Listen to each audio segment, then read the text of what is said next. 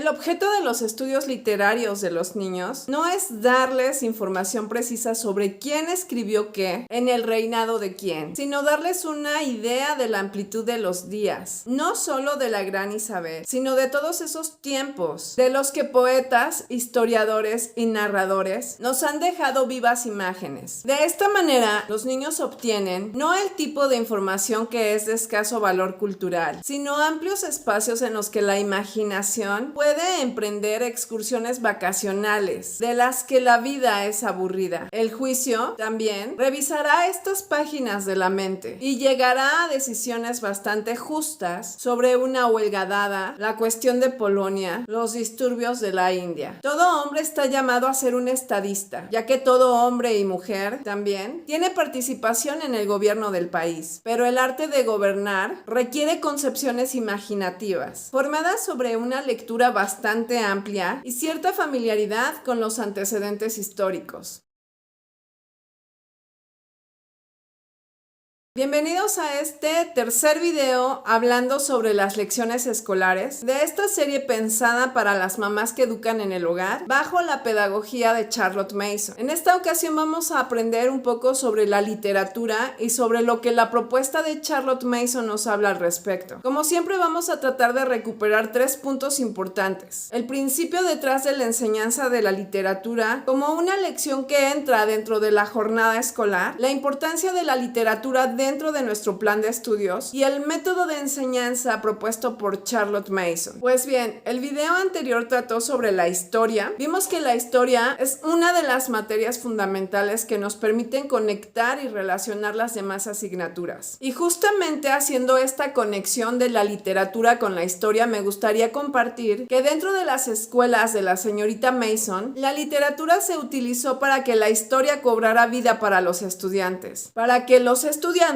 experimentaran la vida y la época de las personas del pasado. Con todo ello, los estudiantes serían capaces de pensar a través de las ideas de las épocas. Justamente Charlotte Mason nos dijo que la literatura no solo nos revela las cosas más profundas del espíritu humano, sino que también es provechosa como ejemplo de vida e instrucción en las costumbres. Pues bien, vamos a hablar del principio detrás de la enseñanza de esta asignatura. Y bueno, podemos ver que la literatura, más que una asignatura como tal, es un campo abierto de conocimiento para el niño. La tarea y la función del maestro no es como tal presentar él mismo estas ideas, sino más bien presentar al niño los mejores libros para que la mente del niño se ponga en contacto con la mente del autor. De modo que el papel del maestro aquí es doble: proporcionar el tiempo para que el niño pueda tener ese momento de conexión con el personaje, con la historia o con ese libro. También es función del maestro presentarle a una veintena de pensadores, como ella lo dijera en la siguiente cita. Trate a los niños de esta manera razonable, mente a mente, no tanto la mente del maestro a la del niño. Eso sería ejercer una influencia indebida, sino de las mentes de una veintena de pensadores que se encuentran con las mentes de los niños en sus varios libros. El maestro realiza el elegante oficio de presentar una mente entusiasta con otra. Así, de manera natural, resalta un principio clave: la literatura es crucial para el desarrollo intelectual y emocional de los niños. Por esto mismo, volvemos a la idea inicial de que los libros que se presentan a la mente de los niños deben ser de la mejor calidad. Deben ser los mejores en ideas, en contenido, en lenguaje. Debemos recordar que la riqueza de los libros van a alimentar la imaginación, la comprensión y el sentido del asombro del niño. Está por demás hablar sobre la importancia que tiene la literatura dentro de la jornada escolar, pero vamos a comentar algunos puntos. Ya vimos que la literatura dentro de nuestra jornada escolar, asociada con asignaturas como la historia, va a permitirle al niño experimentar y comprender profundamente esos relatos, así como sus moralejas. Justamente uno de los pasos importantes dentro de la lectura es la narración, que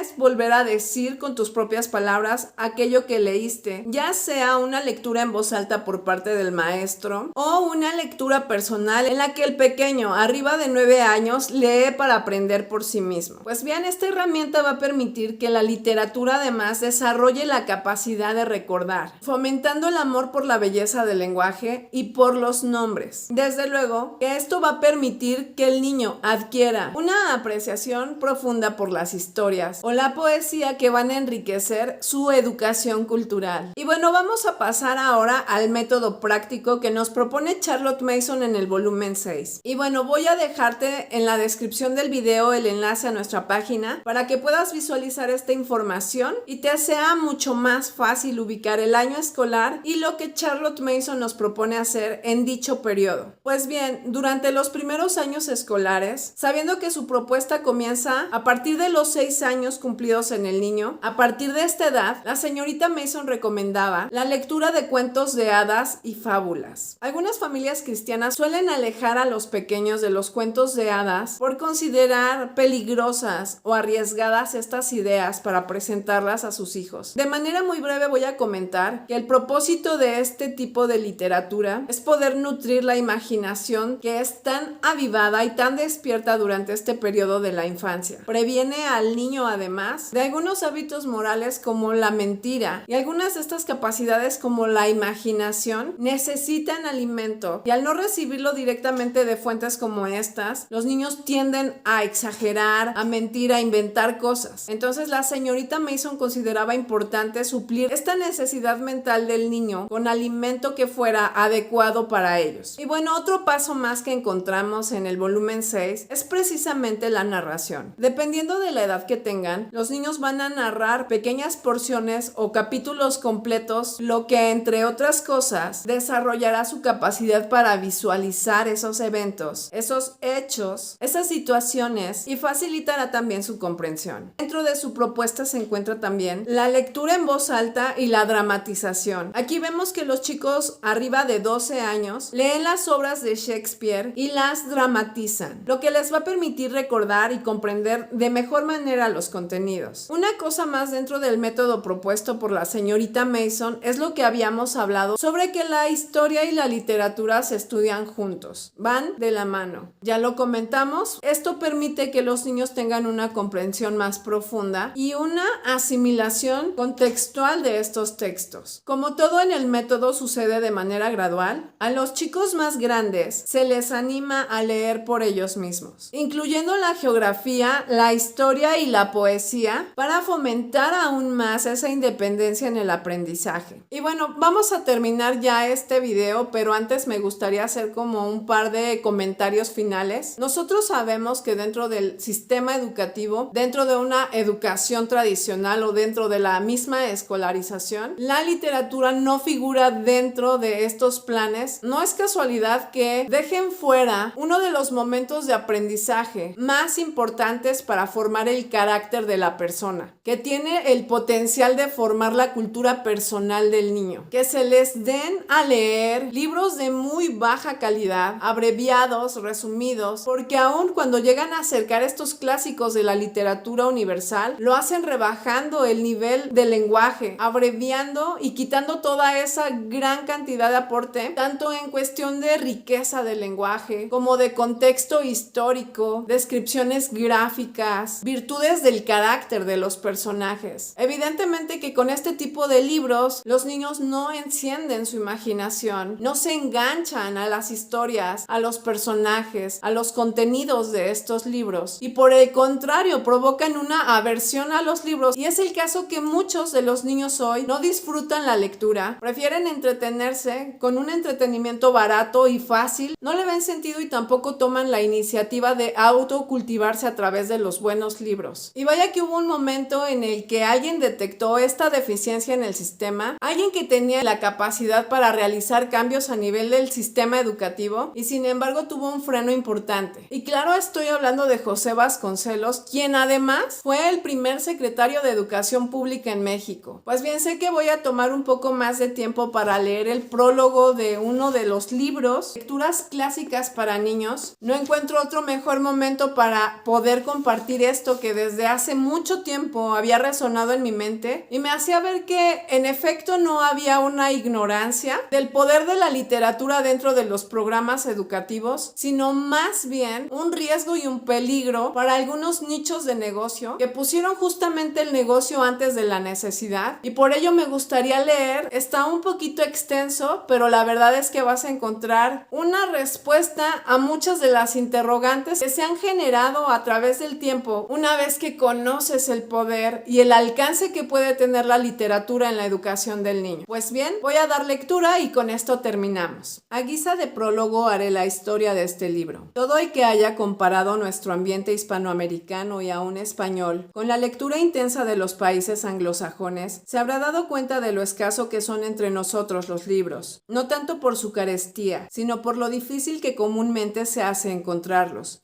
Entre otras causas, porque no existen traducidos a nuestro idioma. De allí que para hacer de nuestra raza obra de verdadera cultura, sea menester comenzar por crear libros, ya sea escribiéndolos, ya sea editándolos, ya traduciéndolos. Un hombre que solo sepa inglés, que solo sepa francés, puede enterarse de toda la cultura humana, pero el que solo sabe español no puede juzgarse, ya no digo culto, ni siquiera informado de la literatura y el pensamiento del mundo. Y siempre será para nosotros un bochorno tener que aprender lenguas extrañas, no solo para comunicarnos con nuestros semejantes, lo cual estaría muy bien, sino aún para conocer el pensamiento del mundo. Si los gobiernos de nuestros pueblos castizos tuvieran siquiera una noción de los deberes que impone el destino de una raza, si los gobernantes pudieran ver un metro más allá del ruin interés personal y de la corta preocupación del momento, si su patriotismo fuera de verdad un sentimiento elevado de decoro y de amor común, ya hace mucho tiempo que nuestras repúblicas se habrían puesto de acuerdo para abastecer una casa editorial enorme que diera a los 90 millones de hombres de habla española todos los libros que de hoy carecen, escritos en su lengua y vendidos a mínimo precio. Urge fundar, ya que no un gobierno común, por lo menos un consejo educativo cultural que dirija el pensamiento y el desarrollo espiritual de este pueblo. Pero ya sé que son por ahora sueños irrealizables. Nosotros resolvimos dedicar atención siquiera a las realizaciones parciales y reflexionando particularmente en lo que leen los niños en las escuelas primarias. Echamos de menos la maravillosa literatura infantil que han creado o traducido los ingleses, adaptándola siempre ingeniosamente a su propio temperamento. En cambio, nuestros textos de segundo y tercer año son una prueba lamentable de que apenas copiamos las formas de la cultura, pero sin penetrar su intención. ¿Por qué graduar la lectura en 2 y 3 libros si esto está muy bien en inglés, donde cada palabra tiene que ser aprendida ortográficamente, además de ideológicamente, mientras que nuestro idioma, quien aprende a leer un buen libro de primer año, ya puede entender cualquiera otra obra escrita? ¿Por qué no se ha visto que estas lecturas graduadas tienen por objeto realizar ejercicios de deletreo, de spelling, que en nuestro idioma son completamente absurdos? En cambio, no se advierte que los ingleses complementan sus libros de simples ejercicios de lectura con cuentos maravillosos y lecturas de clásicos adaptados a la imaginación infantil. ¿Por qué el niño de México atiborrado de textos ha de carecer, sin embargo, de esa amenidad de información literaria que un niño de habla inglés adquiere desde el tercer año de su enseñanza? Tales reflexiones quedaron englobadas hace algunos años en un circular que pasó inadvertida, la cual recomendaba que se sustituyeran los textos mediocres con lecturas originales o adaptadas de la Ilíada y la Odisea, del Quijote y el Romancero. En honor de la verdad, la circular que mencionó quedó sin efecto, no solo por la indiferencia con la que fue acogida, sino porque padecía del vicio tan común a nuestras leyes de mandar hacer las cosas antes de que existan los medios de ejecutarlas. Sucedió con ella, en menor escala, lo que con nuestra famosa ley de enseñanza obligatoria y con los decretos de algunos generales revolucionarios, que han dictado penas severas contra el que no aprenda a leer. Sucede que nadie toma en cuenta todo esto, por la sencilla razón de que no hay escuelas ni libros donde se puedan aprender. Si tuviésemos más sentido de gobierno, ya desde el 57, a la vez que dictar leyes copiadas sobre enseñanza obligatoria, hubiésemos dedicado algunas de las fincas expropiadas al clero para formar fondos de enseñanza, antes de permitir que los bienes desamortizados llegasen a constituir fortunas privadas y latifundios que han sido una nueva calamidad social. Así nos pasó a nosotros con la circular aludida. no pudo permanecer en práctica porque no se hubiese podido encontrar un número suficiente de ejemplares. Al darnos cuenta de ello, pensamos que se podría hacer una gran edición infantil del Quijote para regalarla por todo el país. Y en efecto, pudimos arreglarnos con una casa española que nos ha vendido 50,000 ejemplares, muy aceptables, a un precio extremadamente bajo. Así que estuvo en nuestro poder la edición de referencia. El señor doctor Bernardo J. Gastelum, subsecretario de Educación, mandó expedir una nueva circular en la que con mayor acopio de datos se señalaron los defectos de los textos usuales de lectura y la conveniencia de que los niños se instruyesen en los mejores ejemplos de la literatura universal, adaptada convenientemente a sus capacidades. Esta segunda circular superó a la primera, cuando menos por las resistencias que ha suscitado. Muchos libreros se sintieron lastimados en sus intereses. Algunos pedagogos se creyeron postergados. Los diarios, con incompleta información sobre el asunto, escribieron, sin embargo, sesudos editoriales, condenando nuestros proyectos. Finalmente, las principales casas editoras interpelan al suscrito en un concurrido banquete. El Estado no debe editar libros, nos dijeron, porque al hacerlo arruina a la industria privada mediante una competencia desleal. Los niños no deben leer los clásicos, agregaron, porque no están al alcance de sus pequeñas inteligencias. Repusimos que el Estado tiene el derecho de abaratar el libro y difundirlo, aun cuando por hacerlo se arruinen 20 empresas, pero que en realidad lo que tendría que pasar era que todos aquellos que han aprendido a leer en el millón de libros repartidos por el gobierno tendrían que volverse clientes de los editores, porque tenían que seguir leyendo, y así lo que hubiesen dejado de vender de cartillas de enseñanza lo recuperarían con creces, con los libros de todo género que un pueblo instruido consume. Por lo que hace a la lectura escolar, les hicimos ver la petulancia con que nosotros los mayores juzgamos el cerebro infantil. Nuestra propia pereza nos lleva a suponer que el niño no comprende lo que a nosotros nos cuesta esfuerzo. Olvidamos que el niño es mucho más despierto y no está embotado por los vicios y apetitos. Tanto es así, agregué, que me atrevía a formular la tesis de que todos los niños tienen genio y solo al llegar a los 16 años nos volvemos tontos. Además, les dije, es menester desechar el temor de los nombres que no se comprenden bien. La palabra clásico causa alarma. Sin embargo, lo clásico es lo que debe servir de modelo, de tipo, lo mejor de una época.